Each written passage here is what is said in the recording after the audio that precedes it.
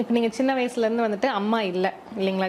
Second ஸ்டாண்டர்ட்லயே உங்களுக்கு அம்மா இறந்துட்டாங்க. அப்பா வந்துட்டு இருக்காங்க, ஒழுக்கம் சொல்லி கொடுத்தாரு. பார்ன் வித் சில்வர் ஸ்பூன்லாம் இல்லாம நீங்க 12th ஸ்டாண்டர்ட் வரைக்குமே உங்களுக்கு ஒரு பெரிய எய்மே வந்துட்டு வீட்டுல கட்டில் வேணும், ஃபேன் வேணும், டிவி வேணும் அப்படிங்கறது தான் இருக்கிறதுல பெரிய லட்சியம். டிவி எல்லாம் கற்பனை பண்ற அளவுக்கு வசதி இல்ல. ஒரு ஸ்டீல் கட்டில் வாங்கி தலைக்கு மேல ஒரு ஃபேனை சுத்த விடணும், நம்ம ஒரு கட்டில படுத்துட்டு ஃபேன்ல காத்துல படுக்கணும். அந்த காலத்துல இந்த குமுதம், ராணி, ராஜேஷ்குமார் கதைகள்லாம் இருக்கும். அப்ப அந்த ஃபேன் காத்துல படுத்துட்டு ஒரு கதை படிக்கணும்னு ஒரு பெரிய ட்ரீம் இருந்தது. ரொம்ப ஸ்ட்ரகிள் பண்ணி சொந்தக்காரங்க கிட்ட எல்லாம் கேட்டு, மலேசியால இருந்து அத்தை, அண்ணி, உங்களுக்கு அண்ணி அவங்க எல்லாம் கேட்டுதான் ரொம்ப கஷ்டப்பட்டு படிக்க வச்சீங்க, படிச்சாங்கன்னு சொன்னாங்க. அதுக்கப்புறம் பல பரிமாணங்கள், கிட்டத்தட்ட ஒரு 25 இயர்ஸ் ஆஃப் டெய்ஸி அப்படின்னு ஆகி போச்சு. அதுல ஏகப்பட்ட சர்க்கிள்கள். இதே மாதிரி நிறைய பேர் வந்துட்டு ரொம்ப கஷ்டப்பட்டு இருப்பாங்க. அவங்களுக்கு ஒரு தைரியமா விஷயம் சொல்லணும்னா, அதாவது பெண்களுக்கு அப்படின்னு சொன்னா, பெண்கள் வந்து எவ்வளவுக்கு எவ்வளவு தன்னுடைய உலகத்தை பெருசாக்கிக்கிறாங்களோ அந்த கம்ஃபர்ட் ஜோன்ல இருந்து வெளியே வர்றது அப்படிங்கிறது வந்து ரொம்ப ரொம்ப முக்கியம். அது ஒன்றுதான் சொல்லுவேன்.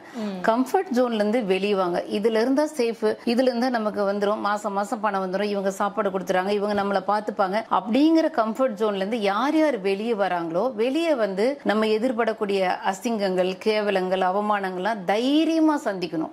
அதனால தோண்டு போயிடாம தைரியமா சந்திக்கிறவங்களுக்கு வாழ்க்கை வந்து ரொம்ப அழகா ஒரு கட்டத்துல விரிய ஆரம்பிச்சிடும்.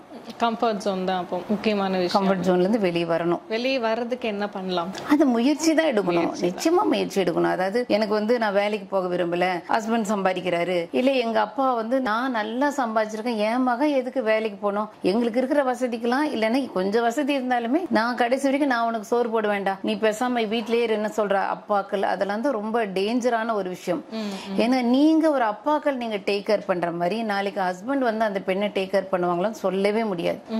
இன்னைக்கு ஏகப்பட்ட பிரச்சனைகள். அந்த செல்ஃப் ஸ்டாண்டா தைரியமா நிக்கிற எல்லாருக்குமே, பெண்களும் சரி ஆண்களுக்கும் சரி, லைஃப் வந்து ஒரு கட்டத்துல ரொம்ப அழகா வந்து மாற ஆரம்பிச்சிருது.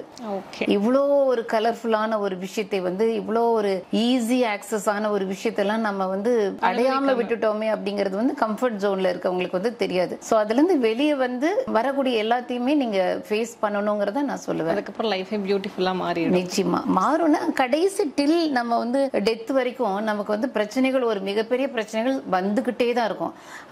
ஆனா அந்த பிரச்சனைகள் வந்து முதல்ல வந்து ஒரு சின்ன ஒரு பிரச்சனை நீங்க வந்து அம்மா அடி அப்படின்னு பேனிக்காய் சந்திச்ச பிரச்சனை ஒரு 3 வருஷம் கழிச்சு பார்த்தா இதுதானே, இது எப்படி டீல் பண்ணுன்னு எனக்கு தெரியும், இப்படி பாத்துக்கலாம் அப்படிங்கிற அளவுக்கு ஒரு பக்குவம் உங்களுக்கு வந்துடும். அது கம்ஃபர்ட் ஜோன்ல இருந்து வெளியே வந்தா மட்டும்தான்.